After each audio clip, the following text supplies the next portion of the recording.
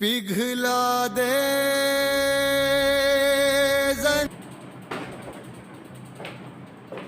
Hello friends, आप सभी का स्वागत है। इस यूनिट क्लासेस में अपन पढ़ रहे हैं मध्यकालीन इतिहास। और मध्यकालीन इतिहास में यानी कि दिल्ली सल्तनत अपन स्टार्ट कर रहे हैं। दिल्ली सल्तनत स्टार्ट करने से पहले मैं आपको याद दिला देती हूँ कि आपने क्या पढ़ा था। सबसे पहले आपने पढ़ा भारत में किस तरीके से अरब आक्रमण होते हैं, यानी कि मोहम्मद बिन कासिम किस तरीके से 712 में दाहिर सिंध प्रांत के राजा रहते हैं उस टाइम आक्रमण करते हैं। दूसरी बात अगर बात बताते हैं तो भारत में किस तरीके से यानी कि मोहम्मद गौरी और महमूद गजनवी यानी कि महमूद गजनवी के द्वारा भारत में आक्रमण किया जाता है। 17 बार अटैक भारत में किया जाता है। उसके बाद अगर बात करते हैं तो महमूद गजनवी का जो अंतिम आक्रमण आपको याद रखना है, यानी कि जो फेमस आक्रमण रहा है तो आपको याद है, वीडियो में जाइए और उस वीडियो को देखिए। फिर मैं आपको बता देती हूँ 1025 आपको याद रखना है और 1024-1025 में जो सोमनाथ पर आक्रमण किया था वो आपको याद रखना है।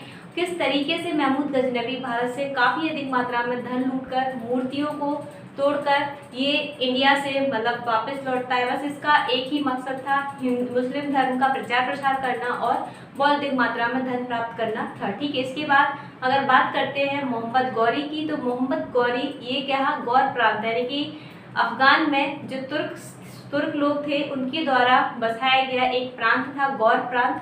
वहां से आया मोहम्मद गौरी। और मोहम्मद गौरी के दो आक्रमण आप पढ़ते हो, तराइन, बैटल ऑफ तराइन और बैटल ऑफ यानी कि फर्स्ट बैटल ऑफ तराइन और सेकंड बैटल ऑफ तराइन, यानी कि तराइन का पहला युद्ध, तराइन का दूसरा युद्ध, यानी कि ये चीज़ें आपको पढ़नी होती है। जो पृथ्वीराज चौहान 1191 मानने वाला याद रखना है। इस तरीके से आपको कहाँ से मैंने हिस्ट्री को स्टार्ट किया है, किस तरीके से स्टोरी के रूप में आपने सारी चीज़ें याद की है। तो एक बार जो नए बिगनर्स हमारे जुड़ रहे हैं उनके लिए आज थोड़ा सा रिवीजन करवाना बहुत ज़रूरी था कि कहाँ से हमने स्टार्ट किया था। तो उनको हिस्ट्री पढ़ने से पहले उनको प्रीवियस वीडियो देखने हैं। ठीक है, तो आज अपना जो चल रहा है यानी कि दिल्ली सल्तनत में आपने कुतुबुद्दीन ऐबक, गुलाम डायनेस्टी, गुलाम वंश यानी कि स्लेव डायनेस्टी किस तरीके से इस्टेब्लिश होती है ये चीज़ें देखी। उसके बाद आपने खिलजी डायनेस्टी देखी। इसके बाद आप तुगलक डायनेस्टी देख रहे हो। तुगलक वंश यानी कि तुगलक डायनेस्टी सबसे लंबे टाइम तक लगभग 94 ईयर्स तक शासन करने वाली डायनेस्टी थी, जिसमें आप देख रहे होंगे गयासुद्दीन तुगलक किस तरीके से इसकी स्थापना करता है। गाजी मलिक की उपाधि ये धारण किया हुआ था, या फिर यूँ कहें कि इसका नाम गाजी मलिक था। ठीक है, इस सिंपल फॉर्म में आपको याद रखना है। आप इस तरीके से बात तो आगे बढ़ानी पड़ेगी, जिसमें आपने देखा कि उसके द्वारा पहली बार नहरों का निर्माण करवाया गया था। ठीक है, इसके टाइम पर भी मंगोलों के द्वारा आक्रमण किए गए ये। और एक बात और मैं आपको बता देती हूँ कि सबसे अधिक बार अगर मंगोल आक्रमण हुए हैं तो आपको याद रखना है अलाउद्दीन जो खिलजी हुए उसके टाइम पर सबसे अधिक बार मंगोल आक्रमण हुए। ये क्वेश्चन पूछा जाता है पेपर में, इसीलिए आपको याद रखना है। अब आपको देखना है यानी कि MBT मोहम्मद बिन तुगलक, जिसको इतिहासकारों के द्वारा पागल शासक की संज्ञा दी गई है, पढ़ा लिखा मूर्ख बताया गया है। ठीक है, एडम स्मिथ के द्वारा बताया गया है कि जो एडम स्मिथ हुए हैं उनके द्वारा इसको किस तरीके से अलग अलग इतिहासकारों के द्वारा अलग अलग रूप से संज्ञा दी गई है। बदायूनी की बात करते हैं तो बदायूनी के द्वारा जब ये 1391 में खत्म होता है, ठट्टा में इसकी मृत्यु हो जाती है, तो बदायूनी कहता है कि राजा को बात करते हैं बदायूनी के कथन में, तो बदायूनी ने कहा कि राजा को प्रजा से और प्रजा को राजा से मुक्ति मिली। ठीक है, ये कथन पूछा जाता है पेपर में कि किसने कहा था। बदायूनी जो इतिहासकार हुए उनके द्वारा बताया गया कि राजा को प्रजा से, प्रजा को राजा से मुक्ति मिली। बेचारा अपने जीवन में कितनी सारी योजनाओं को फ्यूचर के लिए यानी कि स्टार्ट करना चाह रहा था, लेकिन हर योजना उसके अकॉर्डिंग नहीं चली, हर योजना असफल हो जाती है। चाहे वो दोआब क्षेत्र पर टैक्स बढ़ाने की बात हो, टैक्स लगा देता है, 50% बढ़ा देता है, लेकिन वहाँ पर उस टाइम क्या होता है, अकाल पड़ जाता है। इसके बदले में क्या होता है, किसानों के द्वारा काफ़ी अधिक मात्रा में किसानों को परेशान किया गया। ये बात उसको पता चलती है मोहम्मद बिन तुगलक को। तो क्या होता है, बदले में किसानों को ऋण देना पड़ता है और अमीरे को ही यानी कि कृषि विभाग का एक कृषि डिपार्टमेंट अलग से स्टार्ट करता है। ठीक है, इस तरीके की बात है। उसके बाद राजधानी ले गया दौलताबाद जब राजधानी ले गया तो इसमें क्या होता है, मुसलमानों की संख्या लगातार बढ़ा रहा था। लोग अब देखिए आपका घर दिल्ली में है और आपसे कहा जाए कि आप दौलताबाद में जाकर रहिए, तो रहोगे क्या? नहीं रहोगे। इस तरीके से राजनीतिक विद्रोह भी देखने को मिले और कई विद्रोह इसके टाइम पर हुए हैं। दक्षिण भारत में देखा आपने कि किस तरीके से विद्रोह होते हैं, जिसमें दक्षिण भारत में अगर महाराष्ट्र की बात करते हैं तो बहमनी साम्राज्य हसन गंगू जो था बहमनी हसन के द्वारा बहमनी साम्राज्य की स्थापना की जाती 1347 में, और 1336 में यानी कि विजयनगर साम्राज्य की स्थापना होती कर्नाटक में।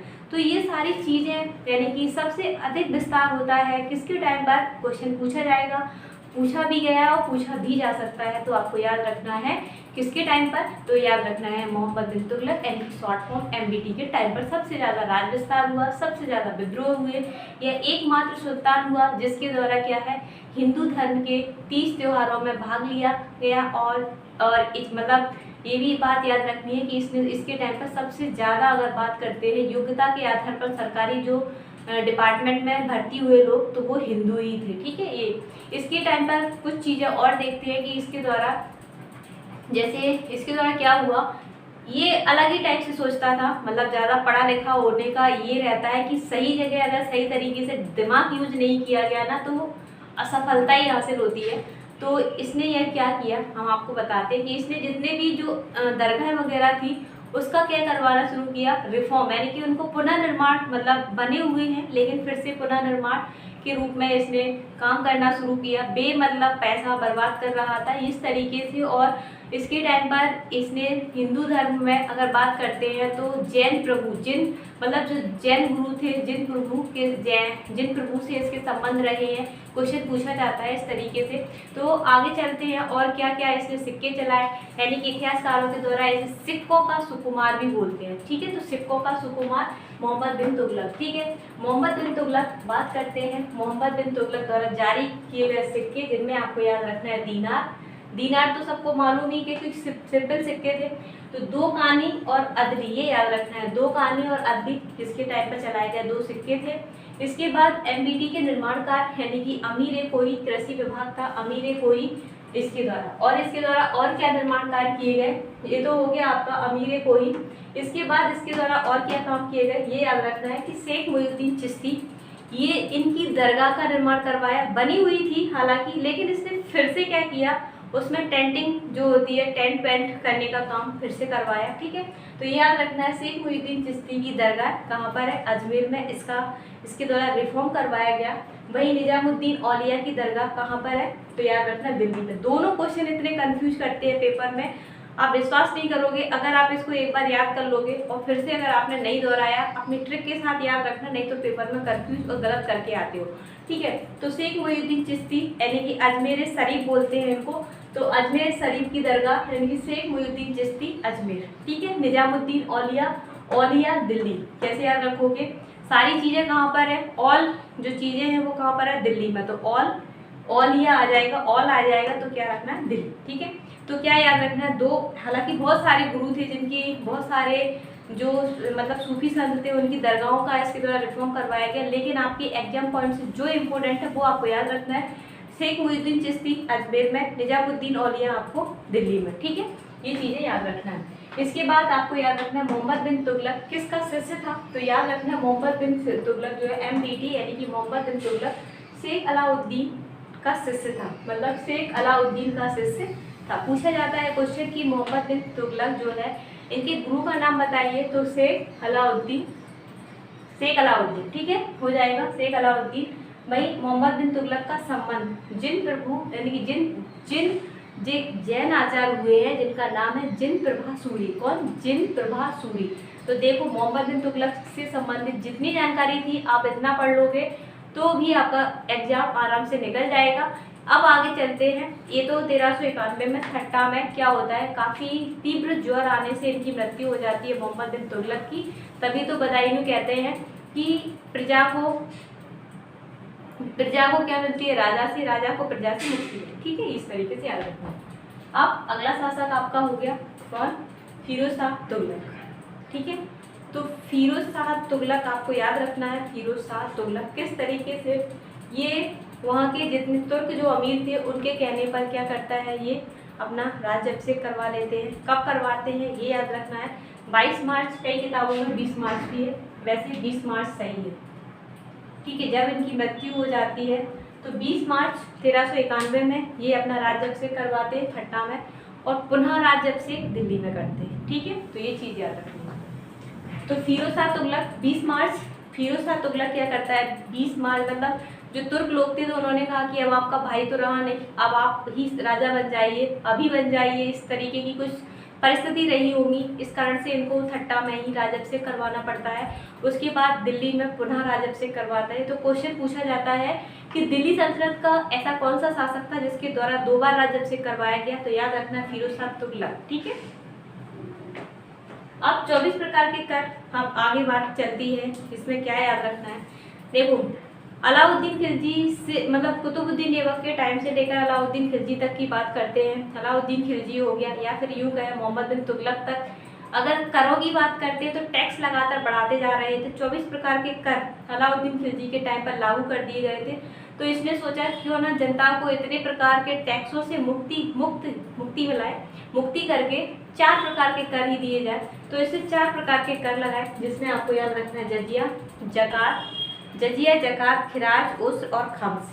ठीक है, ये आपको 4 प्रकार के कर हैं। जजिया और जकात एक ही है। ठीक है, जजिया ये किन पे लगाया गया, ब्राह्मणों पर। जकात किन पे लगाया गया, धार्मिक मुसलमान, जो धनी वर्ग के जो मुस्लिम रहते थे, जो धर्म यात्रा हज यात्रा करने जाते थे या कोई धार्मिक स्थल पर यात्रा करने जाते थे, तो उनसे टैक्स लिया जाता था। ठीक है, वही जजिया सबसे पहले अगर बात करते हैं, जजिया इससे पहले कौन लेके आया था, मोहम्मद बिन कासिम जो था भारत में जजिया कर लेकर आया था। लेकिन इसमें अगर एक बात थी तो क्या थी, ये उस टाइम पर बच्चों ब्राह्मणों से नहीं लिया जाता था।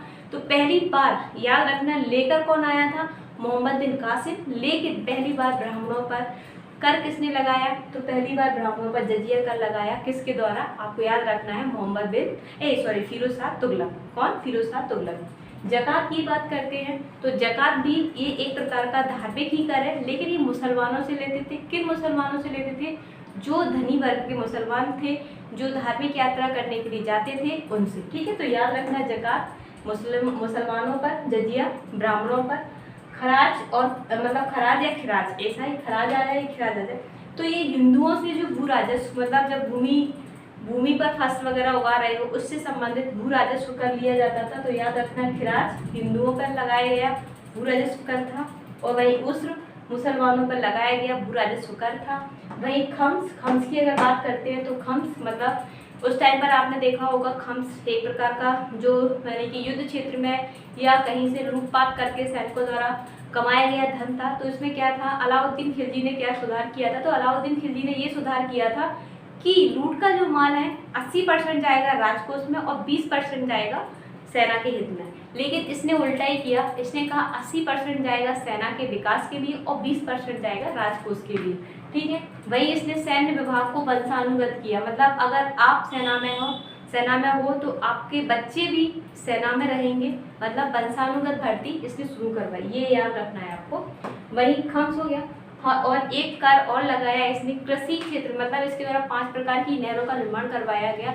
उन नहरों के विकास के लिए या उनकी देखभाल करने के लिए उनमें जो भी सुधार कार्य होने हैं, तो इसने उस क्षेत्र में मतलब कृषि से जो आप सिंचाई के लिए जो पानी ले रहे हो, ठीक है, तो उसमें जो कर लगाया गया, सिंचाई कर था एक प्रकार का। हक ए सर्व क्या है, एक प्रकार का सिंचाई कर था, ये इसके द्वारा लगाया गया। तो यहाँ तक आपको क्लियर हो गया होगा कि फिरोज शाह तुगलक आता है किस तरीके से, 4 प्रकार के कर लेकर आता है, जजिया, जकात, उसके बाद खिराज और उस्र, उसके बाद खम्स और उसके बाद हो गया हक ए सर्व, ये सिंचाई कर था। अब इसके द्वारा क्या 5 प्रकार की नहरों का निर्माण करवाया, यानी कि ये आपको एक पॉइंट याद रखना है, ये मोस्ट इंपोर्टेंट है। पहली बार नहर गयासुद्दीन तुगलक और 5 प्रकार की नहरों का निर्माण किसके द्वारा करवाया गया, तो याद रखना है आपको, यानी कि फिरोज शाह तुगलक के द्वारा। सर्वाधिक लंबी नहर, अगर क्वेश्चन एक बार पूछा गया है कि सर्वाधिक लंबी नहर जो है वो कौन सी थी, तो आपको याद रखना है उलू खनी नहर सबसे लंबी नहर थी, जो यमुना नदी पर हिसार तक जाती थी, मतलब यमुना नदी पर बनाई गई थी। हिसार यानी कि हरियाणा जो है वहाँ तक ये गई थी, 150 मील लंबी थी। ठीक है, तो देखो इसमें किस तरीके से क्वेश्चन पूछे जाएंगे हम बताते हैं। सर्वाधिक लंबी नहर यानी कि उलू खनी क्या है, फिरोज शाह तुगलक द्वारा बनाया गया कोई डिपार्टमेंट था या नहर थी। तो आपको याद रखना है उलूख खनी एक प्रकार की नहर है, वहीं रजवाह नहर, रजवाह भी एक प्रकार की नहर है। तो आपको याद रखना है उलूख खनी, रजवाह सिरमौर की पहाड़ी पर बनी नहर, और घग्गर से फिरोजाबाद तक बनी नहर, यमुना से फिरोजाबाद तक बनी नहर। तो एक घग्गर नदी पर बनाई गई फिरोजाबाद, यमुना, फिरोजाबाद और रजब नहर, उसके बाद उलूख खनी नहर। ठीक है, तो ये 5 प्रकार की नहरें हो गई, आपको याद रखनी है। ये नहरें हैं जो फिरोज शाह तुगलक के द्वारा बनाई जाती हैं। वहीं 1200 मतलब इसने क्या किया, किस तरीके से पैसा कमाया जाए या किस तरीके से राजकोष में वृद्धि की जाए, तो इसने मतलब राज विस्तार में किसी प्रकार का कोई ध्यान नहीं दिया। दक्षिण भारत में जो विजय अभियान उसके टाइम पर यानी कि एमबीटी के टाइम पर चल रहे थे, तो इसने दक्षिण भारत का विजय अभियान छोड़ दिया, उत्तर क्षेत्र में थोड़ा सा विस्तार करना शुरू किया। और इसने मतलब किस तरीके से, तो इसने सबसे ज़्यादा जोर दिया सिंचाई पर, मतलब सिंचाई यानी कृषि पर, और इसने बागों को लगाया। बागों से इसको काफ़ी अधिक मात्रा में मुनाफा हुआ, काफ़ी अधिक मात्रा में पैसा मिलने लगा। तो 1200 फलों के बागों का निर्माण करवाया। ये याद रखना है, 1200 फलों के बाग किसके द्वारा बनवाए गए, तो ये फिरोज शाह तुगलक के द्वारा। 800 नए नहरों का निर्माण करवाया गया, जिसमें आप याद रख सकते हो फिरोजाबाद,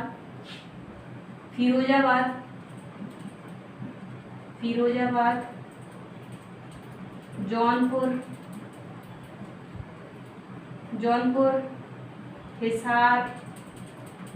इस तरीके से इसके द्वारा काफ़ी 5 प्रकार की नहरें, 1200 बाग और 800 नहरों का मतलब 800 जो नगर है उनका निर्माण करने का श्रेय इसको जाता है। तो ये आपको याद हो जाएगा। इस तरीके की क्वेश्चन पेपर में पूछे जाते हैं और आप इनके लिए हमेशा तैयार रहिए। छोटे छोटे क्वेश्चन रहते हैं, बिल्कुल अगर एक बार पढ़ लोगे तो माइंड में हमेशा के लिए बैठ जाएंगे। चाहे किसी भी एग्जाम में अगर पेपर दे रहे हो तो इस तरीके से आप जीएस का पार्ट आप कंप्लीट करोगे। और हमारे साथ जुड़े रहिए। वीडियो को लाइक शेयर सब्सक्राइब करना है। कल फिर से अपन इसको कंटिन्यू रखते हैं फिरोज शाह तुगलक। कल तुगलक डायनेस्टी पूरी समाप्त हो जाएगी, उसके बाद कल फिर से नया चैप्टर स्टार्ट होगा सैयद वंश, और सैयद वंश के बाद होगा आपका लोधी डायनेस्टी यानी कि लोधी वंश। लोधी वंश के बाद आपका मुगल जो है मुगल साम्राज्य स्टार यानी कि मुगल वंश। कल मतलब इसके जस्ट अगले 2 दिन तक और चलेगा दिल्ली सल्तनत। इसके बाद फिर से दिल्ली सल्तनत को ख़त्म करने के बाद आपको क्वेश्चन दिए जाएंगे, क्वेश्चन वन लाइनर रहेंगे और आपको आंसर करना है। ठीक है, तो इसके लिए हमारे साथ जुड़े रहिए। वीडियो को लाइक शेयर सब्सक्राइब कीजिए। Thank you.